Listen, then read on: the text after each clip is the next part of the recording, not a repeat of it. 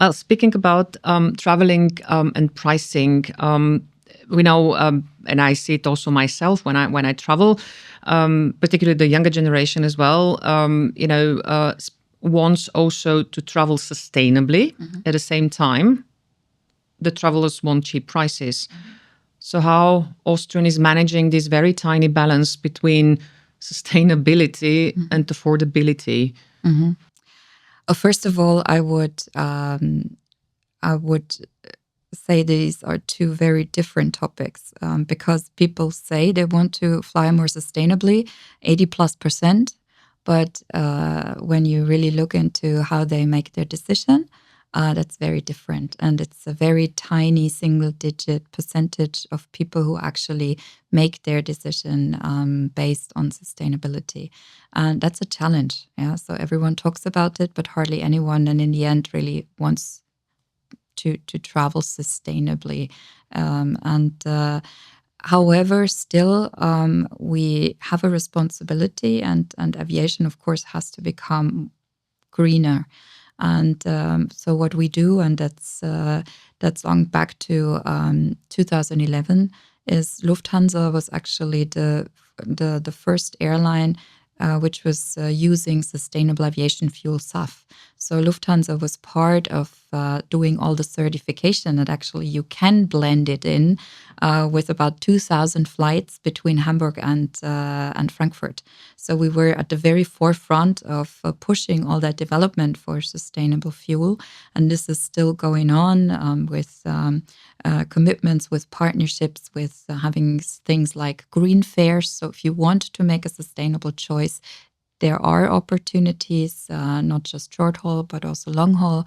We have developed solutions for business customers. So when business customers, when they want to reduce their scope 3 emissions for their duty travel, right, they can do deals with us where they use SAF for their duty travel, and they'll also get certificates for their papers to actually prove it. And so we try to develop products for these people who actually make their decision based on sustainability. But the truth also is doing that on a broad base, like doing it for every single traveler, every ticket, that's still not what the market wants. Yeah. Still, you aim and also communicate it to be CO2 neutral by 2050. Which steps are you taking in order to come to that goal, which is a quite ambitious one for all of us, I guess? Yeah. So one of the let's be systematic. So you have, as an airline, only 3 measures to reduce your CO2 footprint, right? The one thing is you can buy new airplanes, because every new airplane on average uses about 20% less fuel, and that's a huge measure. And but a costly one, I guess. It's a costly one, but in Austrian it depends a bit on how quickly the manufacturers deliver. But the plan is still that by 2030 we have 50% latest generation aircraft. So let's see, that does already a lot. The second thing is you can fly more efficiently, so using less fuel.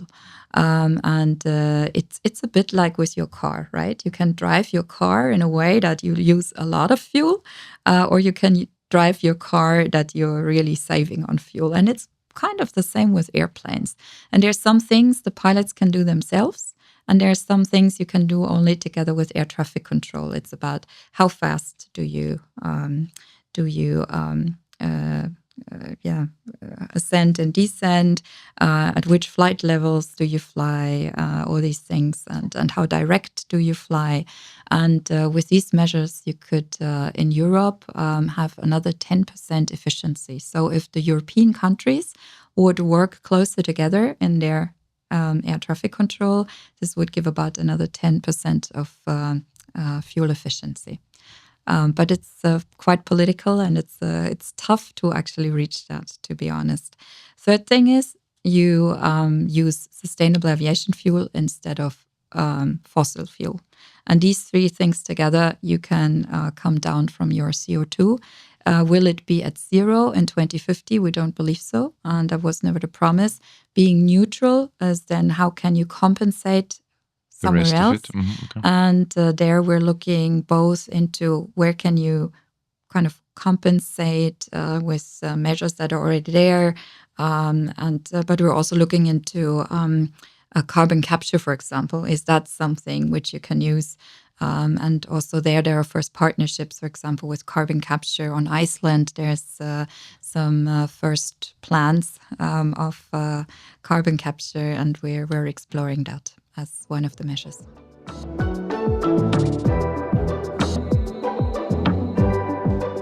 Raiffeisen Bank International. Make it happen.